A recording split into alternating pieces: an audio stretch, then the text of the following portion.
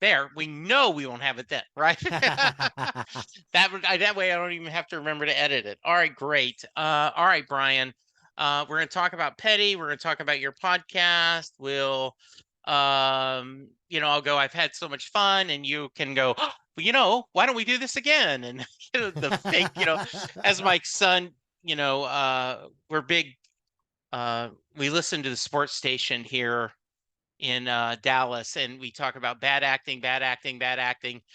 When you have that fake, oh, let's do this. So that was like good. This week, this We're week, gonna. You guys are gonna. Daniel Jones is out for the season. It's gonna be. You guys are gonna stop. We literally have an undrafted. Tommy DeVito played at a high school. wow, One of my cousins was one of his algebra teachers, and now like he was an undrafted free agent, and that's the best the Giants have, unless they picked up somebody that was on the couch last week yeah, and signed them to the practice squad. I mean, yeah, unless the defense does a number, it's going to be a tough game. But as soon as I heard yeah, Dallas, I had to joke. yeah. Well, Tony Romo was an undrafted free agent, so maybe you can strike magic. Stranger things have happened. Yeah, Yeah. I know. God, we were so sick yesterday with the Eagles. Oh, And literally a game of inches, right? I Like am if, not a. I am not a Dallas fan. No offense oh, at of all. course, yeah, absolutely. But but the Eagles fans, I'll never forget when Victor Cruz got hurt. One of the Philadelphia beat reporters Yeah, wrote salsa to that. Like he celebrated a Giants player getting injured. To me, that was such a level of that. Like, I do not like the Cowboys, but I genuinely was disgusted and felt awful when Dak got hurt. yeah, I want to yeah. beat a No, team at exactly. 100%. Right. Like I have the same thing, and of course, like what's kind of funny, right, is a couple things. When I was in New York, I was in New Jersey, and Stan Goldstein does a great tour of the roots of Springsteen. He takes you and sees the house where he wrote Born to Run. You talk about, just all these different places. And he said, and no one else on the car will care, but that is where Jason Garrett's parents used to live, Jesse. And so yeah, the same thing, when Michael Irvin, had an injury and later turned that it was something, in his back that permanently kept him from playing, the Eagles cheered. I mean, they just it is and they embrace that meanness. And the thing Uh is, not every Eagles fan is right. like that, True. but Yeah. the most vocal, Yeah. like I'm all about if we beat Dallas, I want to like when the Giants beat Dallas to go to Green Bay Yeah. to get to the Super Bowl in 2007. Yeah. We beat Dallas at their best. I Yeah, mean, they were a exactly. great team, Yeah, fair exactly. and square. No, like we Yeah. didn't have to go up against injuries and everything. Right. You guys are you stomped us week 1, Yeah. and that was with Daniel Jones. Yeah. It's going to be a bloodbath on Sunday, and I hope Dallas goes easy on the Giants I and hope so too. just Yeah. because I Yeah. can't watch much more this season. It's been so Oh, hard. it is. It is tough. Yeah. So okay, well that's good. Yeah, one of the nice things is because Bruce has so many fans on the East Coast and of course all over the world. But so there's so many. I can't believe I'm a Giants fan and I'm friends with you. I can't believe I'm an Eagles fan. I'm friends with you. So can't believe I'm Commanders fan with you. So yeah, it's though my son and I said could be worse. We could wake up and were a Raiders fan. Right. Hey, Raiders stomped all over the Giants yesterday, Yeah. and I had to sit and watch it. Oh Like, yeah. oh, it Yeah. was tough. It was tough. You guys will figure it out. I mean, They will. it's I truly believe. Look, I've been blessed in my lifetime yeah, to see one, two, three, four Super Bowl victories. right.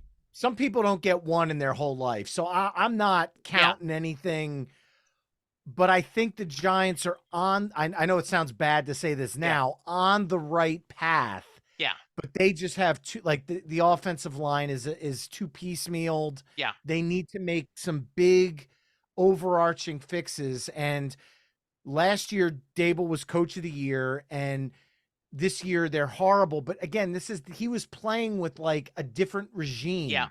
You got to give them time to do what they were put here to do. Yeah. It, and kind of the same thing in business, right? That if you keep changing the plan every 6 to 9 months, you've got to see if we're got to have a plan and then see if it's going to work, and you've got to give it a little bit of time. So yeah, that sounds great. All right, there, some bonus material for my Patreons. Hey, Patreons, there we go. Talking sports, that's my Yes, weak point. yes, absolutely. All right, here we go. Counting us down in 3, 2, 1. Hello, everyone, and welcome to a new episode of Set Lusting Bruce, your podcast all about Bruce Springsteen, his music, and mostly his fans. I am your host, Jesse Jackson. We are getting off the Bruce train. We are going to a higher place today where one of my Pantheon brothers, a fellow podcast host from this wonderful Pantheon network, Brian Colburn, is joining me. Brian, welcome to the podcast. Thank you so much for having me, Jesse. I'm excited to be here. Yeah. So Brian said, we were talking beforehand. We're going to talk about his podcast, which is an amazing podcast, a really cool premise. But when push to shove, he said Tom Petty is his guy. So this is a Tom Petty episode. I'm looking forward to this so much. One of my regrets, I never took time to see him live before he passed, and that is on Oh, my miss list. yeah, I did not go to the 40th anniversary tour because it was on a random weeknight in my area in New Jersey, and it just wasn't in the cards. And I said the words that I will forever regret for the rest of my life. I'll catch the next tour. Yeah. And there wasn't. And it's broken my heart ever since. Now, I will say this, I automatically want to apologize to all of the Bruce fans out there. I love Bruce Springsteen. But when we were talking, you said your favorite artist of all time, and that is Tom Petty. So I'd be lying if I pretended in any way that Tom Petty wasn't my favorite. I've probably said that on my podcast more times than I can count. Well, and there is a lot of symmetry between Tom and Bruce, There you very know. much is. And my favorite Tom Petty story, which is maybe myth, maybe not, but on the No Nukes tour, they tell Tom, okay, when you're performing, they're not booing you, they're saying Bruce. And Tom supposedly said, is there a difference? And I want that to be true so much, right? That sounds like the kind of sense of humor. Yes. Like really, the sense of humor that comes out when you watch interviews, Yeah. it just becomes to the point where you're like, he had such a wonderful presence, Yes. and he was such a down to earth, humble human being. He's the kind of guy that could be sitting next to you at a concert and enjoying the band. And then it just so happens that after the opening act, he stands up and walks to the stage. Like, he just seemed like, in every interview I ever saw with him, to be just a guy lucky enough to be able to play music. And that's something that I've always gravitated to. Yeah, I one of the other things that struck me is the very first night Bruce was playing on Broadway was right after Tom Petty had passed. And when he came out, he dedicated the show to Tom, but he didn't do a Petty song.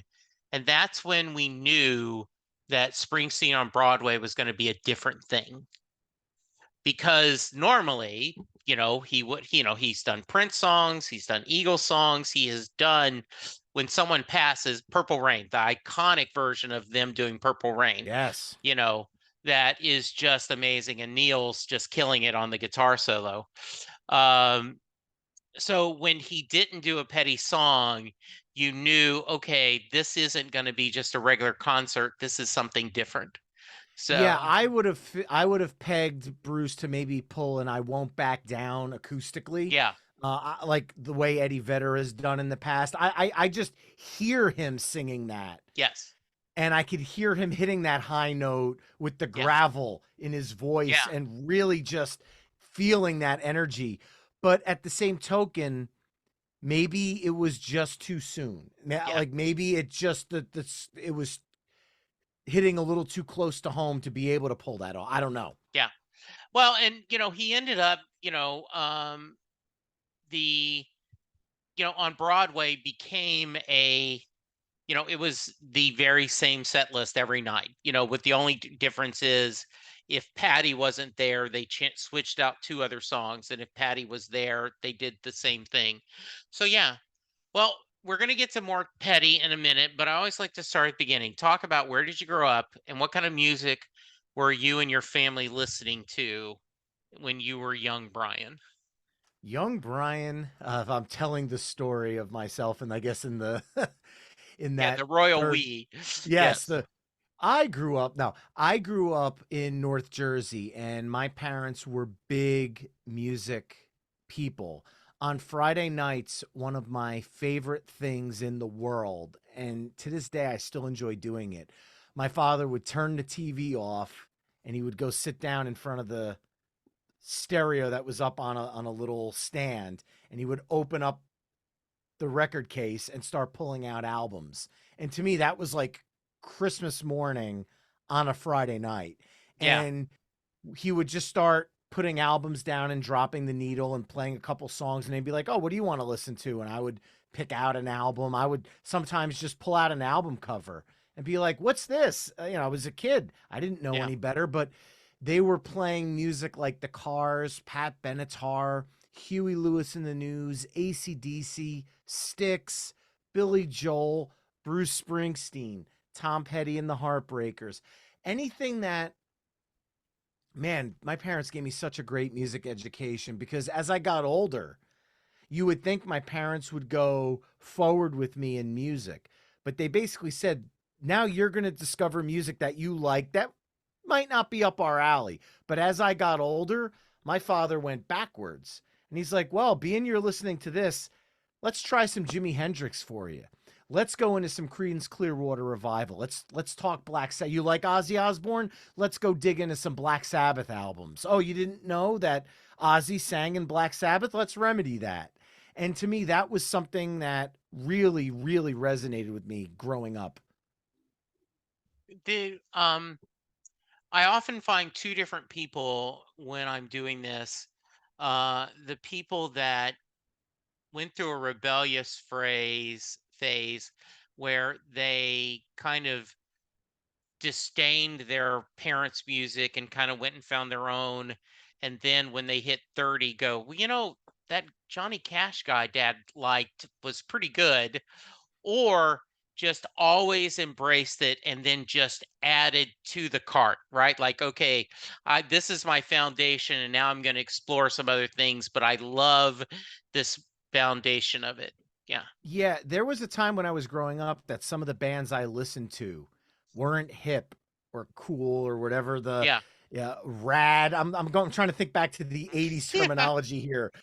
Gnarly as the bands were that were like the popular groups. mhm, But using Tom Petty as an example, when I was in high school, I was listening to everything under the sun. I am basically what I would like to consider a musical chameleon. mhm. If somebody's listening to music, I'm all ears. Yeah. Even if I don't like the music, I'm still interested to hear it because I want to understand what I don't like about it. It's a really weird, I have such a fascination with music. So in high school, I was listening to the popular bands Metallica, Green Day, Pearl Jam, Nirvana, Soundgarden, Alice in Chains. But then I would listen to bands like Typo Negative, goth metal, Dead Milkmen, punk Wow. music, Tom Petty and the Heartbreakers, because when I was in high school, Mary Jane's Last Dance came out. And so did the Wildflowers album. And You Don't Know How It Feels. And even though Tom Petty was considered old parents rock back in high school, everybody still loved Tom Petty, no matter what they were listening to. Tom Petty had this ability throughout the decades to stay relevant musically to new generations. And that was something that not every artist was able to pull off with ease. Yeah, I would say that Bruce was definitely one that was able to pull that off, because you think about the 90s and some of the stuff that he did with like the Human Touch album. I know that one might not be the biggest. I've talked to some Bruce fans that have some negative thoughts on that album, but I genuinely loved it. And I'm trying to think of like The Streets of Philadelphia and sure. those songs. People resonated with that even when I was in high school. Same thing with Tom Petty, Wildflowers. Same thing with Madonna. Madonna Yeah. reinvented herself so much. So those artists that were able to kind of embrace where music was heading, but still remain true to themselves as an artist, I think stood the test of time over multiple generations. Yeah, I think so too. Um and there is something about I love Human Touch and Lucky Town.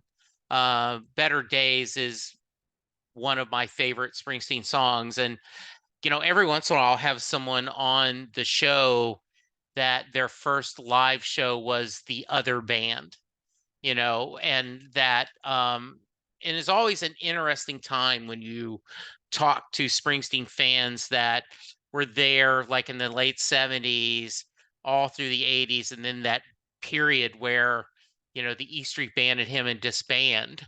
And this is the lost years, but actually there's a lot of creativity there.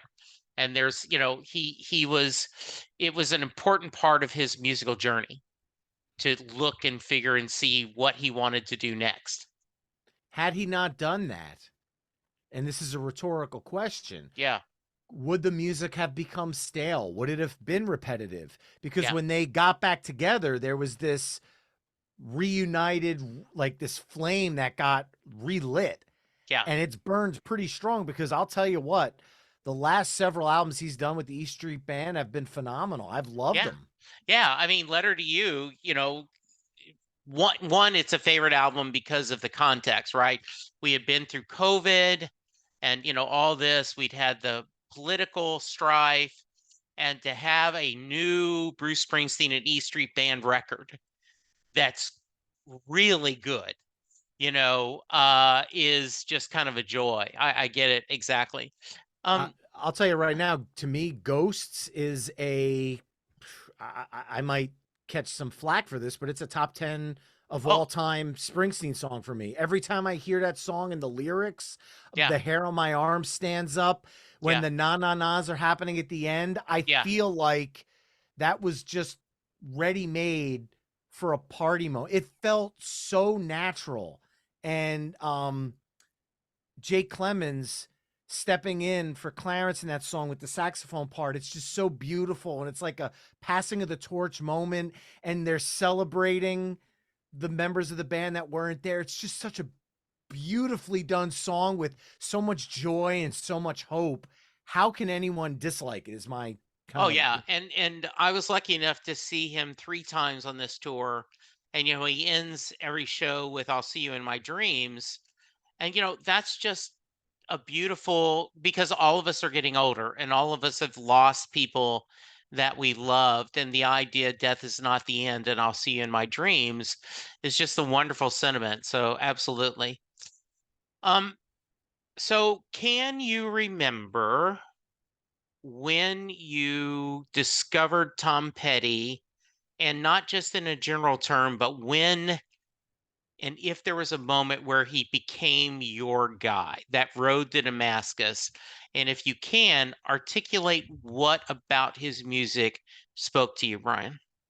Well, that's a very long answer, so I'll try to make it as No, succinct as make it as long possible. as nope. I love long answers. Okay, how I discovered Tom Petty was Alvin and the Chipmunks. I love this. Oh, They had an okay. album out when I was growing up called Chipmunk Punk.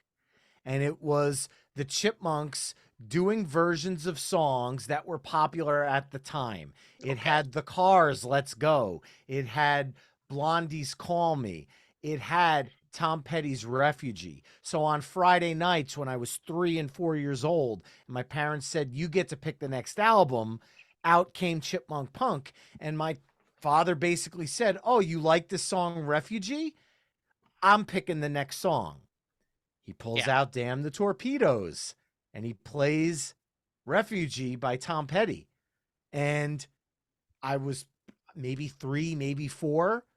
And I'm like, this is awesome. That's all I knew. Like this is Alvin. This is who Alvin is singing in this song. Like I didn't know. I was a kid that I Yeah. thought the Chipmunks were real at that point. I mean they really were. It was just the pitch bending on the voice, but I Yeah. digress. Um, Regardless, I thought those were Chipmunk songs. And my dad was like, "No, these are other." So he started like introducing me to all the bands on that album. And Tom Petty resonated with me because when you listen to certain songs as a kid,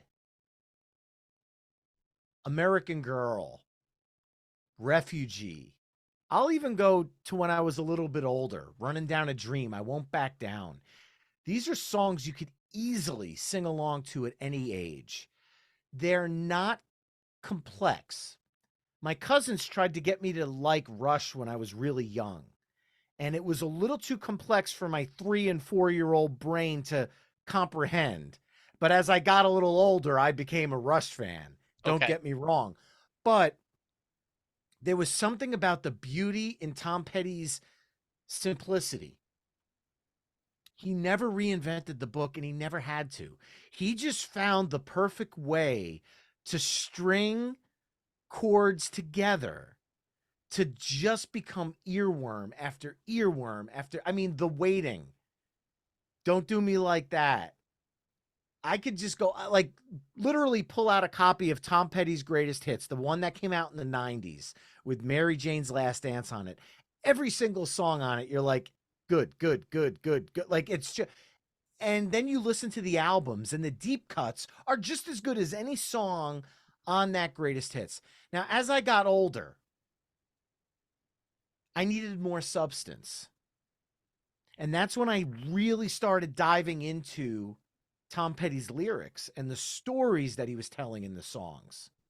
I mean, you listen to a song like Into the Great Wide Open, and you're sitting there going, okay, it's really catchy. Into the Great Wide, okay, wonderful. You listen to the story he tells in that song. He's literally singing a movie to you. And they always talk about a lot of country artists, at least. I almost think it's cliche. If a country song doesn't mention Tom Petty, is it really a country song? I joke with people. Yeah. But when you listen to a song like King's Highway from Into the Great Wide Open, I understand where country artists get that Tom Petty on the radio, windows down, you take the top back in your convertible and you crank some Tom Petty, Running Down a Dream. So as I was getting older, those songs started resonating with me. And then I got Wildflowers, and then it all made sense. Wildflowers was an album made by an artist that was geared to my parents, but he wrote an album that was geared to me, a high school kid. You listen to Wildflowers, you have the gorgeous title track opening the album. You have this funky acoustic, You Don't Know How It Feels, that kind of harkens back to a little bit of the bouncy vibe that Mary Jane's Last Dance had on the Greatest Hits. But then you have songs like Honeybee that would fit on alternative radio with anything that was being played at the time by Pearl Jam or anybody else. And yet this guy was considered dad rock, old man rock at the time. Right. But that album spoke to me in such a way. That was the moment that everything he did after that, I had to be a day one buyer. I had to have it right away. That I think Wildflowers is what made Tom Petty my artist. Okay. So I don't think anyone had um Alvin and the Chipmunks on the bingo card. So thank you for that. I absolutely love that. Um, I always like to preface this with the amount of times an a fan has seen an artist perform live is a not a fair barometer of how big of a fan they are. But are you someone who counts concerts? And if Oh, so, how certainly. many? I have this is the part that guts me because Tom Petty was always one of those upper echelon artists. And when Yes. he came around, it was a expensive ticket at any point. Right. So I have had a chance to see him twice. And the third one would have been the 40th anniversary that I'm forever going to kick myself for that Yeah. one. But I saw him with my now wife at Hershey Park Stadium. This was literally my now wife and my first weekend away, and we were just starting to date. We said, let's go out to Hershey for the weekend.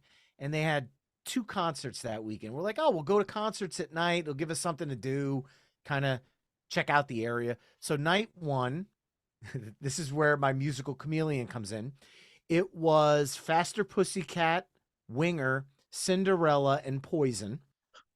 Okay. And night two was Tom Petty and the Heartbreakers with the opening act known as the Brian Setzer Trio. Yes, I And remember. Yeah. the Brian Setzer Trio did a full set of Stray Cats songs. Yeah. But because it wasn't the original Stray Cats members, Brian had the what's the word I'm looking for? The right state of mind to not Yeah. call it the Stray Cats. Yeah. And I've forever respected that, even though they played a full hour-long set of Stray Cats songs. He was very classy about it's the Brian Setzer Trio because Yeah. the other two guys make this not the Stray Cats. That's kind of And cool. Tom Petty, that was an eye-opening show for me. It was the first time seeing him. My jaw was on the ground. It was like, oh my God, it's finally happening.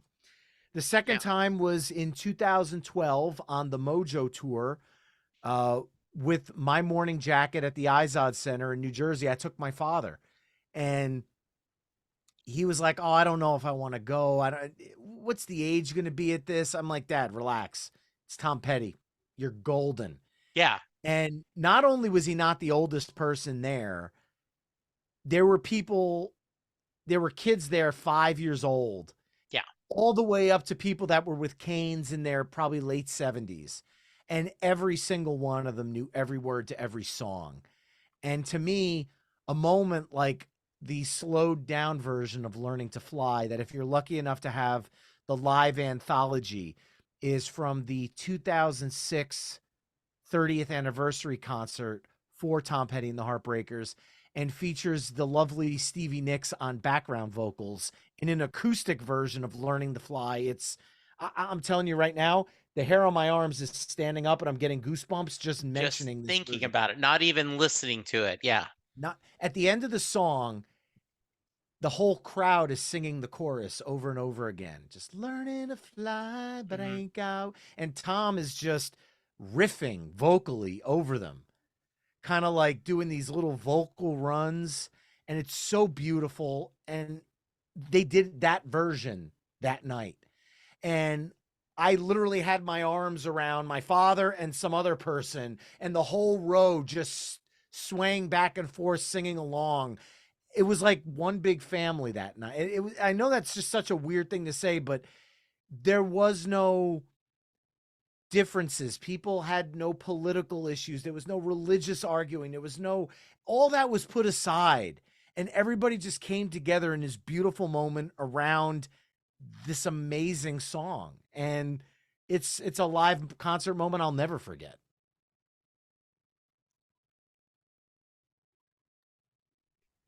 Do you have other memories of live shows that you want to share? Oh God! Well, unfortunately, of Tom Petty, those are my two. Okay. I've been to many a concerts where I could sit here and spew off concert memories till I'm blue in the face. But Yeah. uh, Tom Petty, when my wife and I first saw him at Hershey Park Stadium, he closed with a version of Gloria by them, and that I mean, wow! I mean, that's Van Morrison and Tom Petty and the Heartbreakers knocked it out of the park I'm shocked that that rendition didn't make the live anthology because it's so good and they did such a great job with it. But yeah, I could probably go for hours about concert memories with all different bands because they're honestly, I don't think there's a better feeling in the world than when the lights go out and a band is about to hit the stage. It's that adrenaline rush is like no other. I love that feeling. Yeah, there is that um where you're waiting for them to, that first opening chords doing. So how about Bruce? Have you been able to see Bruce perform live? That is on my bucket list. I was not able to get tickets this year Once again, a when high price ticket. very high price ticket. And I will say this, there was one night that I was able to get tickets, but the weather was like not playing in the cards. And Yeah, I'm going, if I'm going to drop, I have my wife and we have two kids. And I'm like, sure. if I'm going to drop anywhere from $600 to $700 for nosebleeds, I want it to be a fun, nice night out.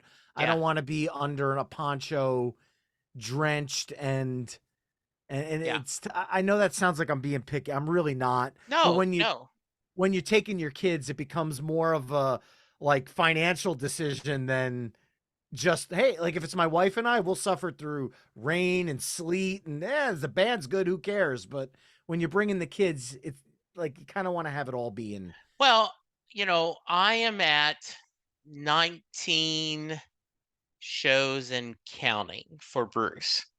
I was supposed to go to 4 this tour originally.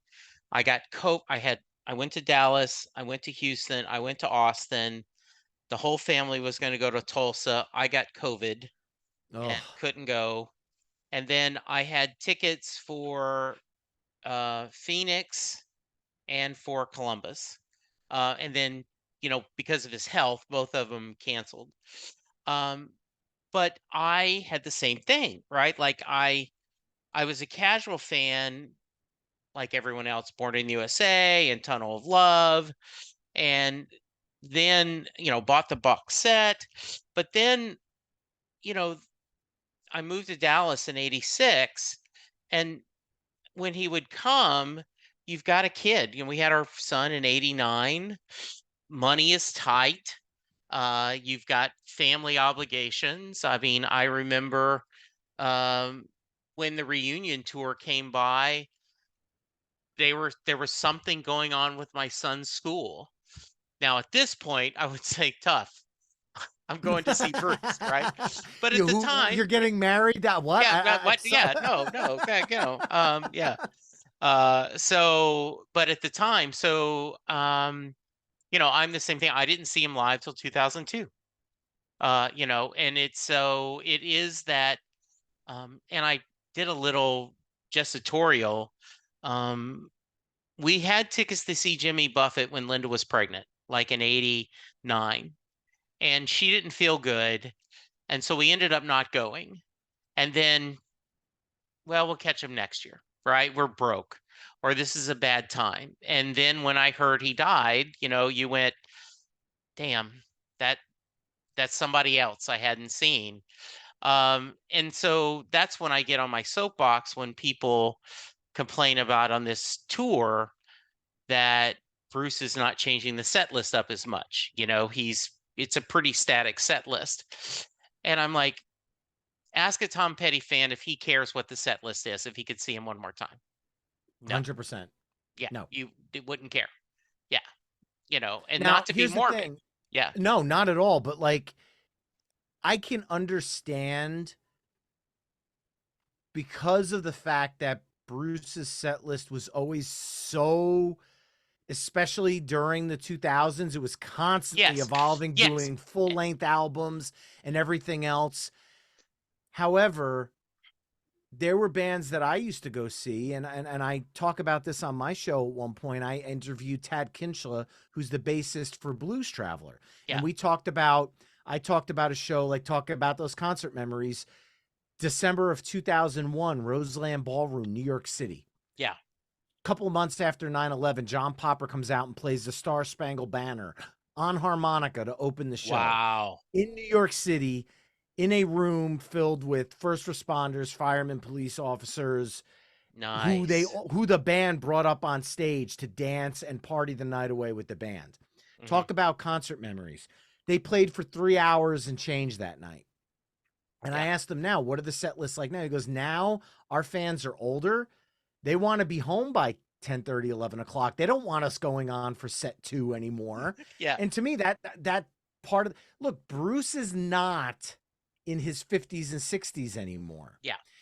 If that is the, I don't want to say the best because that means like I'm being like Yeah. facetious in some way, but if that's what he could physically put out there, because it's not like he's it's not like he's going out and only doing 30 minutes now. Right. Yeah. He's I still mean, it's putting on a almost, 3 hour yeah, show. it is close to 3 hours. And if my son Chris said, if he spent 15 seconds between songs saying something, it would go over 3 hours, right? But they finish and they immediately just go into the next one. Yeah, and I think the interesting you brought up, Brian, is that, and there was a great column that Mike DeRico wrote, and he joined me on the podcast, that he reviewed the previous tours and said back in the Darkness tour, not a lot of changes. Tunnel of Love, not a lot of changes. Rising, not a lot of changes. And the greatest hits, the thing, not a lot of changes. However, with Wrecking Ball and, and then High Hopes and the Magic, and then they started doing, especially that's where this more, where Stump the Band and the sign request and everything came. And so some people have a selective memory, like, oh, he's always done this. And the reality is, no, he's done so. And yeah, I mean, I think he, at this point, it, he has a story he wants to tell. The other thing I love is two other stories. Someone said, if you said beforehand, here's the set list he's doing, you'd go, wow, he's covering almost every phase of his career. What a varied set list. And then the other guy, Brian Hayes from UK, said, the set list is the final score of a sporting match. It gives you no details of the actual experience. 100%. And I said, that's really well said. I mean, as we're recording this, we talked a little sports, but Dallas lost to the Eagles yesterday, and if you just look at the score, okay, they got beat, but the reality is they lost by inches. There was a play, went to a receiver, and his knee, like on the 1 inch line, or else it would have been a touchdown. And Dak ran for a 2-point conversion, and like maybe a foot from hitting the goal line, his foot stepped out of bounds just by a couple of inches. Therefore, the 2-point. Both of those would have changed the game. And it literally is, when you talk about, it's a game of inches. So yeah, I agree. Yeah, I've never looked at a set list and said, wow, that sounded awful. Yeah. I mean, like at the end of the day, I can understand if a band like Fish, Yeah. who's a jam band who has never in 30 years done anything ever close to playing the same set twice in a row. That's Right. their thing. Right. If they went out and did a tour where they played the same 15 songs night in and night out with the Yeah. same jam sequences, I can understand that receiving a massive amount of backlash. But Bruce is trying to cover decades of a career. Yeah. And you want to hit certain points. You want to have those songs that speak to the casual fans as well as the hardcore fans. And that was something that Petty did pretty well. Yeah. Obviously, just from Petty's greatest hits album alone, that right there could be a set list for a concert. But he always found a way to find room for songs like King's Highway, songs that should have been hits. I mean, for the fact that the movie Cars from Disney and Pixar Yeah. used King's Highway in a cover version for one of the sequels. Obviously, the song is amazing. Petty knew the song was amazing. It wasn't a massive hit single, but it was still a single and it was still a song worthy of making set lists. If Bruce wants to play Out in the Street, that's not a massive hit song, but it's definitely one that is a fan favorite. Am I Yes. am I Yes. No, you're saying that? absolutely, yes, you're correct. Okay. I mean, when I say it's a fan favorite, I remember watching an Adam Sandler comedy special in the Yeah. 90s on HBO, and he at the end of the show does a cover of Out in the Street. Yeah. I mean, of all the Bruce songs he could have picked, that's the one he went with. That's a fan favorite.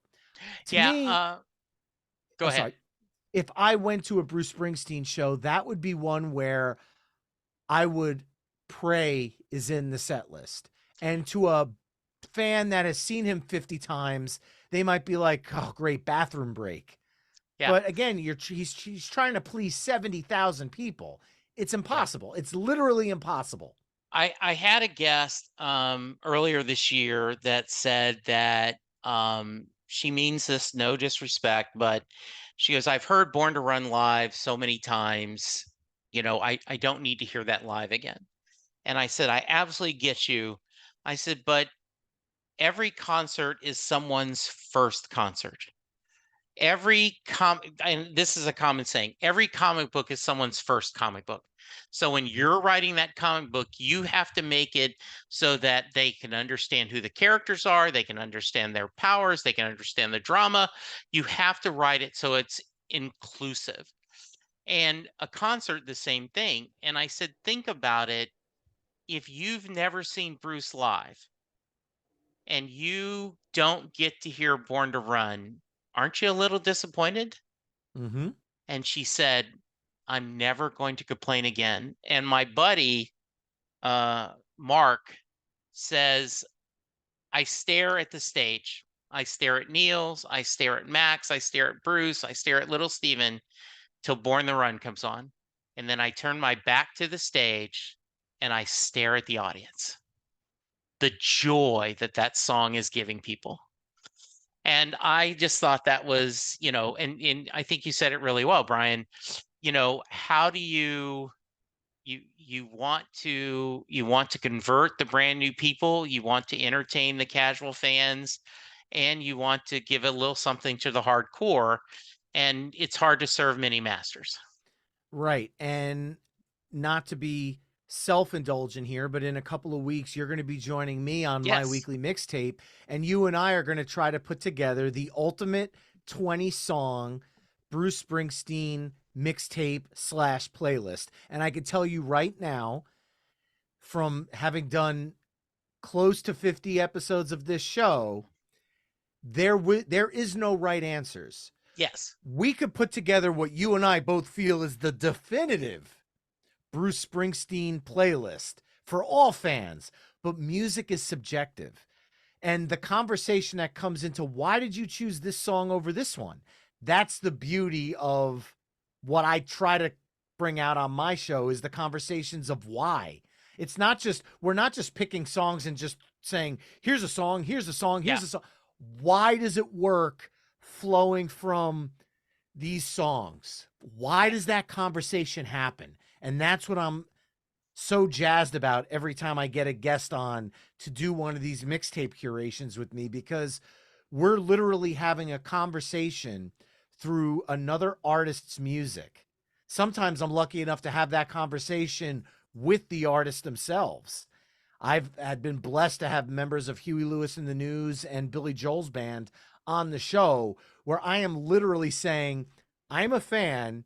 You played on these songs. Here's why I feel my fandom should follow up your Yeah. deeper pick for and it really creates an interesting conversation because as a fan, sometimes I'm like, well, I have to include X, Y, and Z because those are the first time introductory songs to fans. Yeah. But then I'm talking to the artist that recorded a song that's my favorite song of all time. Why wouldn't that make the list? by this artist, so to Yeah. speak. It might be a deep cut. And I Yeah. love seeing the look on an artist's face when I bring out that deep cut Yeah. and they go, "Whoa." Like I haven't heard anybody ever mention that song before ever. Yeah. And hearing that kind of side of things where they're surprised at the fact that I found such joy in a song that to them might have been a throwaway album cut. Yeah. And to me, that's kind of the joy of these conversations.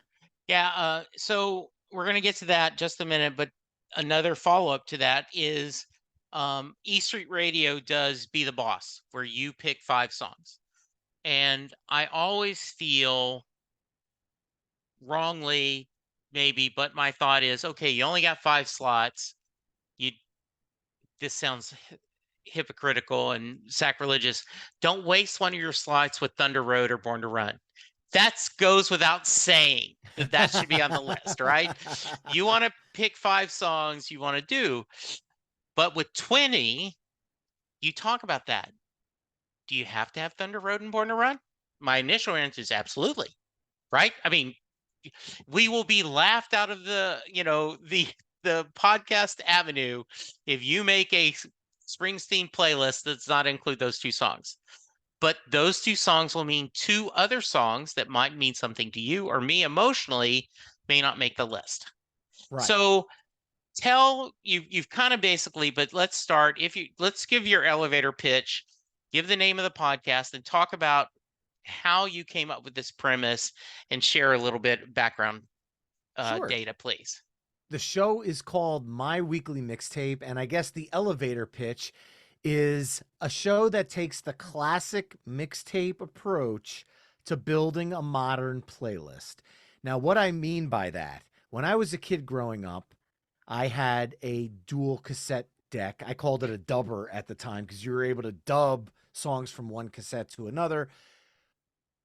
Right there, even if it was on high speed, to take one song that was 3 minutes long and move it onto another cassette took a minute and 30 seconds at high speed. If you were one of those people recording songs off the radio or off a vinyl or off a CD, even, you're doing that in real time. So you would build these mixes over hours sitting at the radio, waiting for a song to come on, pulling the cassettes, rewinding, fast forward. When you were done with a 90-minute mixtape, you spent at minimum 2 hours of your life building this piece of art. Let's go to 2023. I can create a playlist of 1,000 songs in probably less than 2 hours. Yeah. Just dragging. Drag, Boom, drag, boom, boom, boom, drag, boom, drag. boom. Yeah. Not as much thought goes into that. And a lot Yeah. of people create these massive 1,000 song playlists and just hit shuffle. To me, that takes the personality out of it. And what I'm trying to bring into the show is to bring back those conversations. Why are you putting this song after this one? Because it makes people think about playlists a little bit differently. I have playlists on my phone. However, only if I'm on a very, very, very long car ride and I need to kind of mix my brain up do I hit that shuffle button, because I've put them in an order for that reason. Well, and Brian, a couple other things about that. One, I can't remember what comedian said this, but he said every song that's on your iPod, to show our age, you specifically put on there. So why do you hit skip so often? Right? And Mm-hmm. I went, that is something to think about. The second thing that you kind of mentioned, but I want to stress, you only had 2 45-minute. So if you only had 2.5 minutes left on that side A, you can leave it blank, or you could try to find a song that would fit in that moment because you wanted to leave no spaces. 100%. I With had a bank of songs growing up that I called the end of side tracks. And yes, these were songs that were 30 seconds or less. And Yes. I had songs that were literally 1 second long. There's a Mhm. song by the band The Descendants. They're a punk band, and the Yes. song is called All. And I'm going to perform a rendition for it for you right now. Okay. All. Song's over. Literally, they scream it. Everybody hits one note on the drums and guitar. It's just all, and the song ends. And then they have a follow up to that song called All Know All, and the guy goes all, and the band goes no all, and that was right there. So I could have made a mixtape for a girlfriend at the time and had nothing but love songs. However, at the end of it, they were getting all know all. There's a group called Stormtroopers of Death that had members of Anthrax in it, and they had a song called The Ballad of Jimi Hendrix, and it's the first few notes of Purple Haze, and then the song ends. It just goes down, down, down, down, down, down, down, down. You're dead, and the song is over. 3 seconds. They had another song called Diamonds and Rust. It was 2 seconds long. Diamonds and Rust, and that was the whole. And I would just put them at the end of a side, so that way when that last song ended, the tape flipped over and the music just continued. Yeah. Yes, I'm a big nerd. No, I know, because that's it. You want to get, and with an electronic playlist, you don't have that restriction. Nope. And that is beautiful in a lot of ways. But for the sake of, I remember, God, years ago, for Christmas, my son and wife bought a leisure learning course for SMU here in Dallas that was a exploring the Prime Directive on Star Trek. And once a week for 6 weeks, you went to an SMU campus, and a professor, played a Next Generation episode, and then you spent the next 45 minutes discussing it, discussing the Prime Directive and all this other stuff.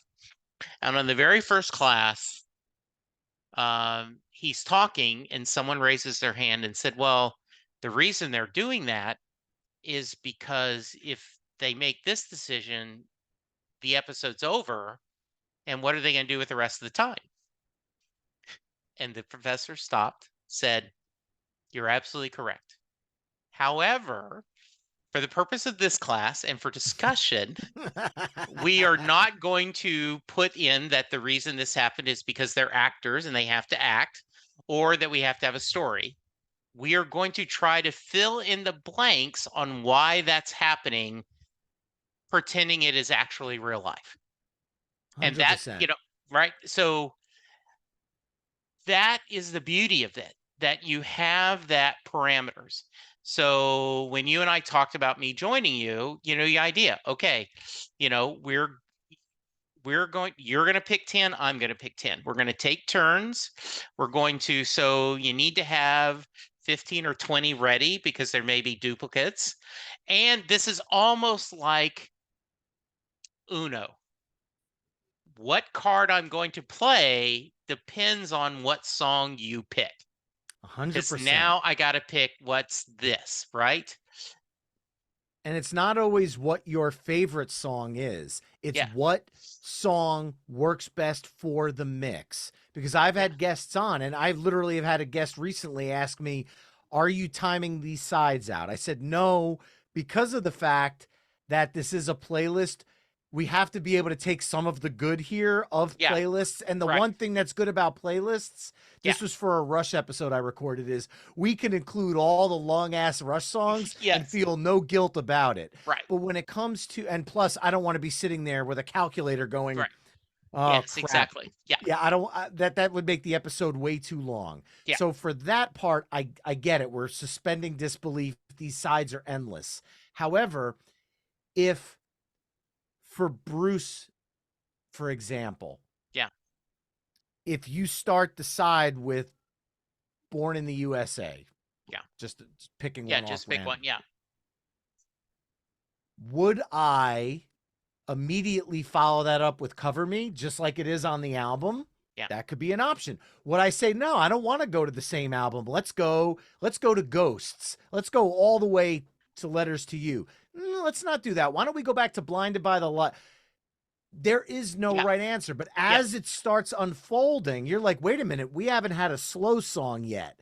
We need to bring this down because in a Bruce concert, it's not all 100% full throttle. He Yes. has peaks and valleys, and we need to make sure that that's incorporated Yeah. into the discussion as well. And so, like, for example, my answer would be, well, The Wall was the song he wrote about people that he knew that went to Vietnam and died. And it's a song about a veteran going to the Vietnam War Memorial. So Bruce has done that live a couple of times. He's done Born in the USA and then The Wall. So that's a good 1-2 punch. So we do that. Okay, but is this too slow for us, Jesse? What we do. So I think that's wonderful. So when I told some of my listeners that I was going to do this, they sent me their suggestions and they said, this is too hard. And I go, yep, it's not supposed to be easy. 100%. That's why not everyone does this. I said, if everyone could do it, Brian wouldn't be doing a show. I said, and The yes, stress is real. The yeah, stress the is stress real. is real. And there will be, and earlier last year, or yeah, this year, um, Chris Bloom from South Africa put 256 Bruce songs in a like NCAA bracket. And I had 4 or 5 fans join me and we voted down to what is the best song. And Darkness, no, I was Racing in the Street ends up winning. And there are people like, why? And I'm like, because sometimes you had 2 really great songs that end up against each other. Right? And you're like, oh my God, I want to give them both a pass. But the way this worked, you had to. And it was a fun discussion. And often because we ended up having, we had a equal number. And so I was the tiebreaker sometimes, and there would be some easy, like, oh yeah, no brainer. Atlantic City beats, High Hopes, no done. But then you'd go, okay, well, do you do, we go, what if you get, Racing in the Street against, Wrecking Ball, or something like, oh, wow, I really love both songs. So yeah, I'm looking forward to this. This is going to be a lot of blast. This is going to be a And one blast. yeah, and one other thing that you have to keep in mind. Yeah. Bruce has 21 studio albums. Yeah. One album, even if we were to pick a song per album and say once an album is picked, we don't go back to it. Right. We're still going to ignore one album. And that's not including if you want to have a little fun and throw a live version in. Yeah. Or throw a song in that's only been played live that there are no studio versions for. Right. Yeah, like there are many people that love Trapped. I mean, that is just an iconic song to them. Yeah. Never on an official Bruce album. Just, No, but yeah. So yeah, I think this is going to be a lot of fun. And I think this is so hard, will be said a couple of times. Oh, 100%. Most of the time, I actually cut down a lot of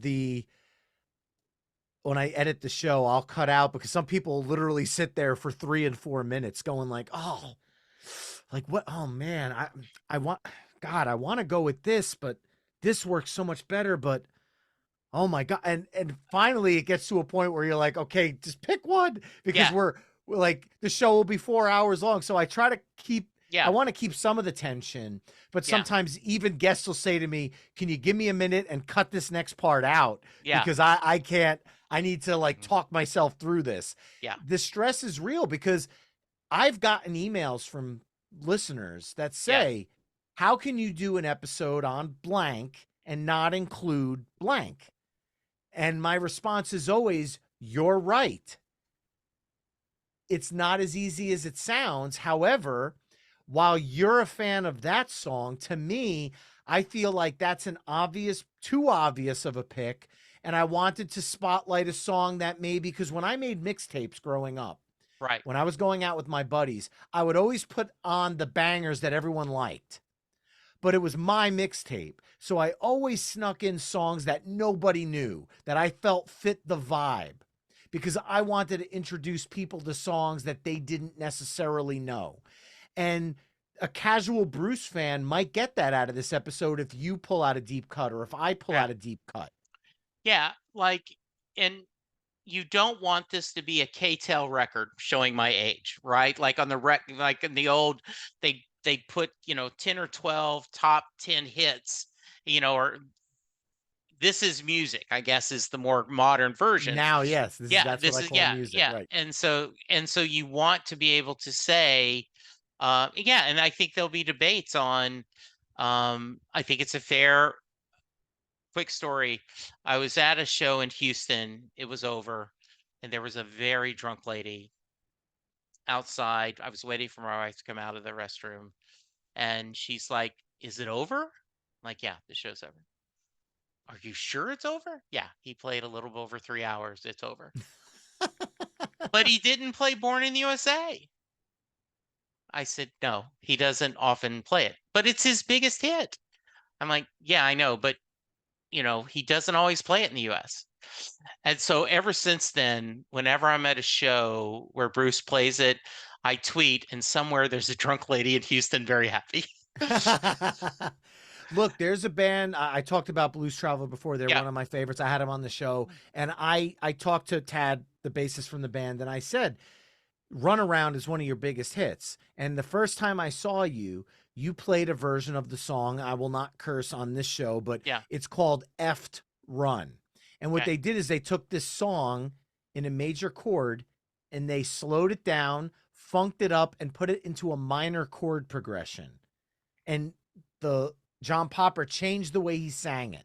So it went from this upbeat song with a harmonica to this emo, downtrodden, dark, powerful ballad. And it works so well, it blew my mind. The guy next to me, they're destroying Runaround. Neither one of us are wrong. that's correct. Exactly. It's how you decide to enjoy it subjectively. So I always try to preach that on the show. We're not on here telling you these are the 20 best Bruce Springsteen songs. We're playing a game, and that game is to try to make the best Yes. going back and forth through this conversation.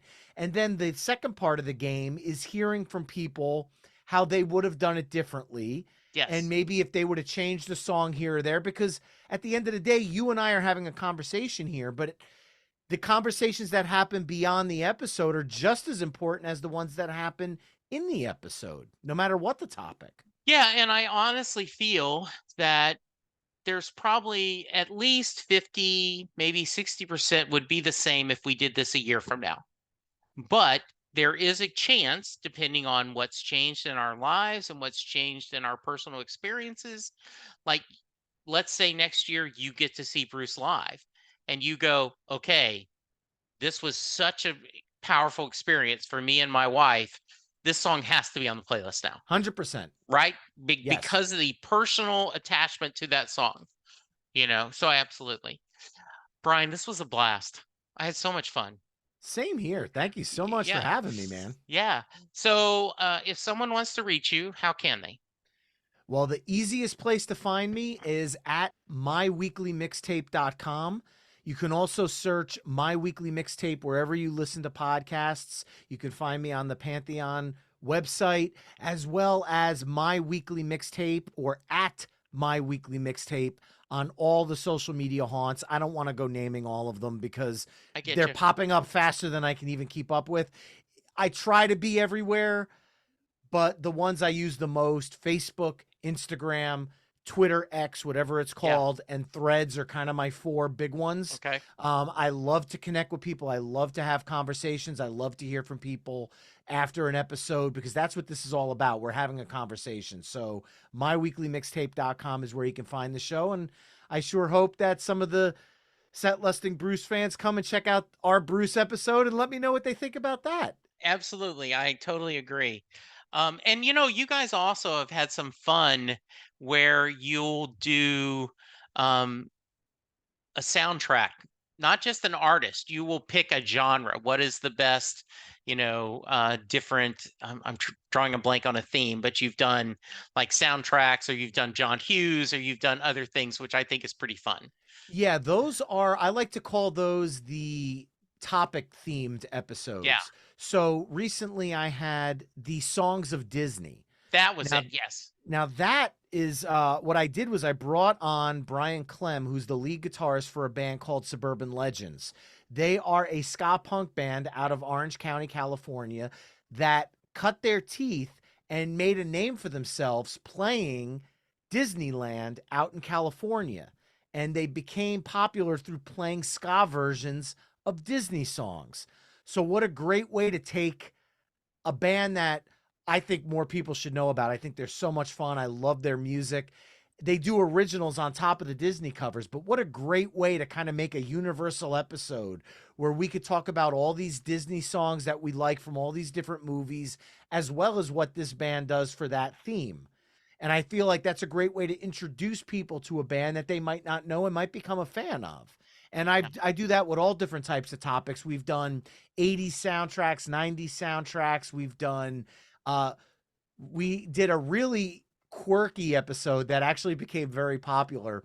We put it out at the beginning of the summer, and I put it out, and it was an episode on the ultimate barbecue cookout playlist. Now, that's not the songs you play at a cookout or a barbecue. The songs had to be titled after the foods you eat at a Wow. barbecue. And it had to go from appetizer to dessert. So once somebody got off, my guest, once he got off of appetizers, we couldn't go back. So I had a bank of like 50 different food related songs, and we're trying to make excuses for why a song worked musically. We went from like country music to hip hop to the musically the set did not make any musical sense. But on a menu, I'm sure it tasted pretty good, and it was a lot of laughs in that episode. I am going to go check that episode for sure. All right. All right, I'm going to get you out of here. But before I do, I've got to ask you the Mary question. So, Sure. if you are a fan of Brian's podcast and you're checking this episode, thank you. I really appreciate it. I hope you enjoyed his discussion about Tom and Bruce and a lot of other topics. Jay Armstrong is an honors English teacher, now retired, but when he was teaching, he would give his students the lyrics to Thunder Road, and they would read it as if it was a poem, exploring the imagery Bruce explores, the themes he explores in the choice, and then would ask the class at the end of the session, does Mary get in the car? Brian, that is your question. Does Mary get in the car at the end of Thunder Road? Am I allowed to give my politician answer first before You I can give get, my real yes, answer? yes. My politician answer, and this is kind of how I feel. I feel like the song is actually more about that question in and of itself than it is if she actually did get in the car or not. To me, I feel like the question is what makes this so powerful of a song, if that makes sense. So Brian Koppelman, co-creator of Billions, was answered the question. He said the exact same thing. He said the answer doesn't matter. It's the question that makes the song so great. So you are not alone in that theory. Okay, awesome. So, answering that question, I will say yes, I think she did. Okay. You think so? Yes. Very nice. All right. All right. Have Hey, you kept, this I have to ask, have you kept a yes and no uh tally? Is there just this is roughly, for the longest time, it was about 60-40. And over the past year, I've gotten more no's. So we're Really? about 50-50. Yeah, a lot Wow. of reasons. One, she's too afraid. We always get at least a few people that say my wife's answer, he called her ugly. You ain't a beauty, but hey, you're all right. Hell no, she didn't get in the car. Right? He called her ugly. Um, a couple of interesting, I had Warren Zane on, who wrote the great book Delivery from Nowhere, Bruce Springsteen's Nebraska. he said that it's all in his mind. That just like there's that girl in high school that you always wanted to ask out, and in your mind you ask her out hundreds of times, but you never had courage to talk to her. He believes that Thunder Road is all in his mind, and he never got the courage to go to Mary's porch and ask her. So it's a wonderful. I Interesting. love asking this question. People give great answers, and and I and I've mostly every once in a while I'll get someone, well, I'm not a Bruce fan. Doesn't matter. Just listen to the song. Whether you like the song or not, just give your opinion. There is no right answer to Right. And well, what does a big unless you have Bruce on and you get the definitive final answer, which he's yes. never really Yes. disclosed anywhere. So good luck with Yes. that. Yes, I would love that. Of course, then I would argue that just because he thinks she does or doesn't mean because songs are all personal. Yeah, So 100%, yes, right? yeah, I would love. Yes, I would love to ask any of the E Street Band that answer. So Micah Pell, I was lucky enough to have said she'd be a fool if she didn't, which I thought was a great answer. So Mhm. yeah. All right, Brian, thank you so much for your time. Listeners, go check out the podcast. Go listen, sample some episodes. I will be on soon. And if you want to, setlesstingbruce@gmail.com. Send me what 10 songs you'd pick. And so I am building my list now, and I'd love any input. So for now, thank you, Brian. Thank you, listeners. Be kind, be safe, and we'll talk to you soon. Goodbye. And we're done. Thanks, bud. Awesome. My pleasure, man. That was a blast. Yeah, thanks. Yeah, it was a lot of fun. I agree. Sounds good. And we'll talk in 2 weeks. Yes. I'll start getting you all the information, and we'll go through it. Like, we try to keep the episodes to an hour, just like this, so we'll be Yeah. good to go. All right. Sounds good, buddy. See you later. Have a great night. Thanks You again. too. Bye Bye bye. bye.